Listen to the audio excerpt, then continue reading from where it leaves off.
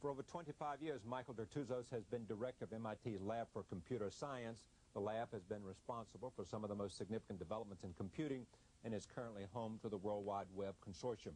Dertouzos has also been on the front line of the information revolution as a professor, an engineer, and an author. In his most recent book, The Unfinished Revolution, he calls for more human-centric computers. I am pleased to have him on this program. Welcome. Welcome. Tell me what you mean by human-centric computers. Human-centered or human-centric computer is really a computer that serves you instead of you serving it, which is what we're doing today. Meaning what? That we are slaves to the complexity of computers? Absolutely. When you're pressing that button and you hear the automated operator saying, if you want marketing, press 1, if you want engineering, press 2, I see a learned human being, Charlie Rose, at the tentacles of a $50 computer executing instructions dispensed by this machine. You know, you proclaim it your master 150 years after the abolition of slavery. It's ridiculous. Why is it? It is natural. We are in a new technology, and at the beginning it's natural to pay attention to what we can do without really making sure we can do it well. But after a while, it sets in as habit, and that's where we're now. We've been doing this for 30, 35 years, and it's time we make a radical shift and build our systems and use them in ways that are human-centered. But, you know, what's interesting about this is that people like Steve Case at AOL I know Steve. has talked frequently about the reason for the success of AOL was that they constantly emphasized being user-friendly. Yes. And that was why they ended up in the place that they did. Yes. Simplification, ease of use is a very compelling marketing idea. It is, but let me tell you that what people have been calling user-friendly is really not what I'm talking about. They've been, you know, painting the trash can slightly different colors to make it look better, but it's still an odious trash can. I'm interested in you being able to speak to your machine, Charlie. I don't want you to type. I understand that, but your friend, Bill Gates, has been working on voice simplification, for voice recognition and voice for a number of years. Why haven't we had it? Very good question to ask. Not only he, the rest of the world has been, and it's been overpromised for the past 15 years. And the answer, overpromised, meaning that people said, here it is, it's ready, and it wasn't ready. People hyped it. The scientists, the techies, people like myself, hyped it earlier, and it wasn't ready. Now the technology is ready. It's bursting at the seams. In my center, I have systems that understand you. You can go up, you don't have to train them, you can ask them any question about the weather, you can ask them any question you want about arriving flights, about navigating in a city, the traffic in downtown Boston, and you get answers. So give me your vision for a computer system that is built around users. Well, instead of being at that very low mechanistic level where today's machines are, it's up at your level, and it first understands you when you speak to it. That's very powerful. The second thing it does is it helps you automate things that you want to do. So if you say, if Mary calls me or sends me a message, please alert me unless I'm on vacation. That is a little automation thing that your computer can learn to sit there and do, check all the messages coming in and the phone calls, and if Mary calls, pass it to you. From that simple thing all the way to the health profession, to government, to education, the kinds of things that we could automate today are huge. We could increase human productivity by 300%. What's the most human-centric company that you know? Apple has started, when they started, they were in that direction. They were trying. And as you said earlier, Steve Case and AOL started on that line. But compared to where I would like to go, they're really scratching the surface, and then Apple got complicated. After a while, it got complicated. Created its own problems and almost destroyed itself in the process. Indeed. Until Jobs came back. Indeed, it did. But you know, going back to some of these things like speech, you know, nobody has introduced speech yet in a decent way. And I really want you to think of what this means in terms of the world. Today, where only 5% of the people are interconnected. And the Chinese have these 100,000 ideograms. So they can't have keyboards because the keyboards would be as big as your house. So, but with speech, the internet opens to them, computing opens to them, and they can get the same benefits we can. That's 1 billion people. And then the one that really interests me is the people who can't read or write. They can still speak and listen. They can get health care, they can get agricultural help, and speech does this. So I think there's some powerful human-centered things beyond just the ease of use. It's really the potential of this information revolution and what people can do with it. Do you consider this the greatest unfulfilled promise of computers? Absolutely, and as I say there, the revolution will not be finished until we get there. Because today, we really are barely, I would say we're 5% up the possibilities. And I'm speaking qualitatively, not quantitatively. We're doing very little today. Where is the future leadership coming from in terms of understanding these kinds of things like technology? Is it coming from the campus like MIT or Stanford or it's a mixture. University of Texas or yeah, wherever it might it's be? a mixture. As always, the very long leaps are coming from academia because only academia can afford to look 10 years in the future. The companies are more responsible for the 3 to 5 year leaps. And it's usually a combination. You get a thing like the web. Where did the web come from? You had Tim Berners-Lee, my good friend, in your program. He did it alone in a basement in Geneva at a company that had no idea what he was doing. And then it got a significant lift up because of the Defense Department. Well, it got a lift up because it really captured the world. And he was able to use the internet to spread the web, and then suddenly millions of people had access to the software. They put it on their machines, and lo and behold, they found they were interconnected, and this new thing erupted. In the future, how do you think most people will access the internet? I think most people are going to not see their computers. Let me explain this. When you go to your home today, you don't say, I'm going to put the milk in the motorized cooling agent. You say, I'm going to put it in the refrigerator. And you say, I'm going to put the pencil in the pencil sharpener. I'm going to take the elevator. I'm going to take the car.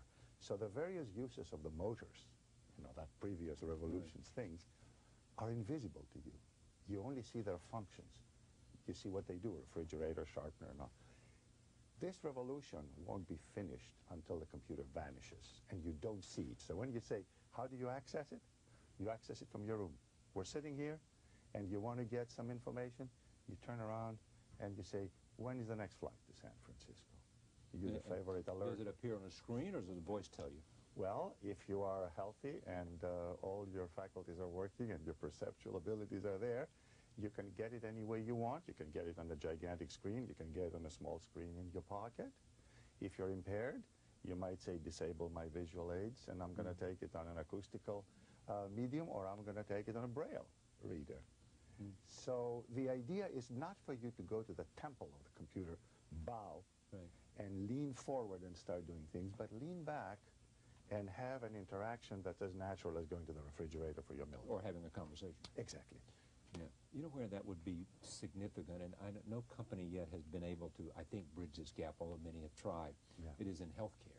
Oh, you're absolutely right. That's the first thing I write about here. It's the biggest. There is so much in healthcare that can be automated, given to speech. I mean, take an example. The doctor wants to say something about the x-ray. Today, the x-ray has to go one copy to the home physician, another one to the archives, another one to the patient. All this can be automated. The physician does repetitive dog work that they could do just by giving a spoken command, and that would free them up to give us more eyeball-to-eyeball time. I mean, I hate to have only 8 minutes of eyeball-to-eyeball time. So medicine, because it has so much in terms of a use and need of technology and information, is, you're correct, the prime candidate. That, and also the fact that people at home can communicate with a healthcare provider with the ease of not having to go out of home and not having to dial up and not being so complex that they shy away from using it. So especially seniors, you know, who need to be comforted about their medical care, and so that if they feel some pain, there's a possibility of some kind of connection. Again, right on. For example, take the notion of a television camera Right. surveying you. Right. Normally, that's a bad thing. You don't like it. But They what if it's surveying your aging mother? Yes. And if she falls in the apartment, immediately help comes. Right. Or you get that information and nobody else. So I think we have to be a little more flexible about what can and cannot be done. Frequently people talk about this idea that the internet revolution will only have finished itself, will only have reached maturity. Yes. Reached maturity when we view it like we do electricity. And that's very similar to what I'm saying to you. When we start looking at all the computers and the internet and all these capabilities around us, the way we look today at motors. I really like motors because each of us has hundreds of motors in our homes and we don't know it. They've vanished. So it really has to vanish, and their functions have to come in place of the hoopla and the fads of today. Because today people say, oh, look, I'm using a computer, but they're not. They're shoveling. How do you use a computer? First of all, I have about 8 computers. They're in networks. I am connected to them in my car, in my boat, in my home, in my office. In your car? No. How do you connect in your car? You mean in terms of some computer that's part of your car mechanism, or one that you have there that you operate yourself? You'll get it if I give you a little quiz. All right. What's the biggest thing I said is going to make machines simplified and great? Voice recognition. You got it. I speak to my computers. Oh, you do? Yes. Now, is this because a particular car company provided this, or you... No, I pick up my telephone, and I call the computers in my lab. Ah. And I say, what? Like, for example, I'm coming to New York today. Right. I called and I said, what is the weather like in New York City? And what happened? And it says sunny, temperature so-and-so, and if I wanted, I could say, give it to me in Celsius. I could say, how about tomorrow? How about long-range forecast? So you see, I'm using my computer, but already you almost were not prepared to accept this as a use of a computer because it's a very natural kind of thing. What do you think is the best economic opportunity for people, for technology? The best economic opportunity? Well, technology is this gigantic jet aircraft that doubles every 2 or 3 years in its capabilities, and the humans are these rocks standing still for thousands of years. We're not changing. And the biggest opportunity is when the two come in alignment. So when do they come in alignment? Very rarely. If you ask me sort of my short-term forecast for the next 3 or 4 years, I would say speech is a very big area. Speech understanding. Okay, we've established that. There are 300 startups in the United States today in speech. Recognition, speech understanding, and the like. Yeah, but Microsoft's trying to create the software, are they not? Well, Microsoft is one company pursuing an approach, and there is a lot more happening out there.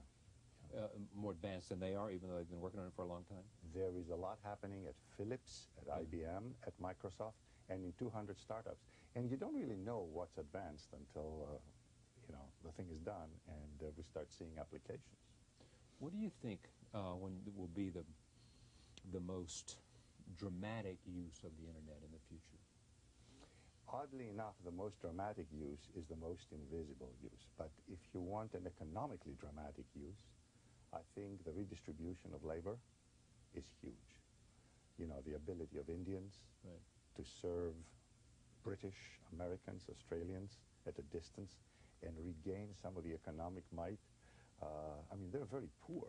Right. And the British taught them English to dominate them. Now they can use English to economically dominate the masters. There's a fascinating poetry there.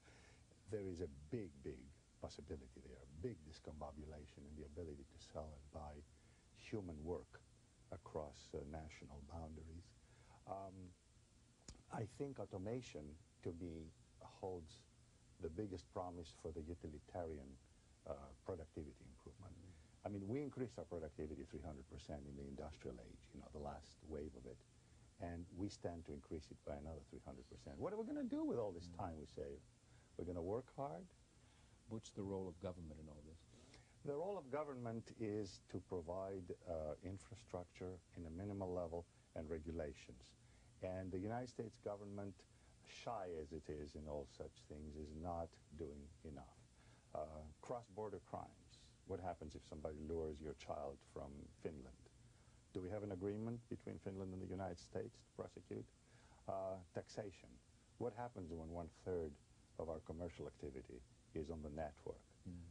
It'll have to be taxed. Nations will not forego their taxes. How are we That was a small issue in the political campaign.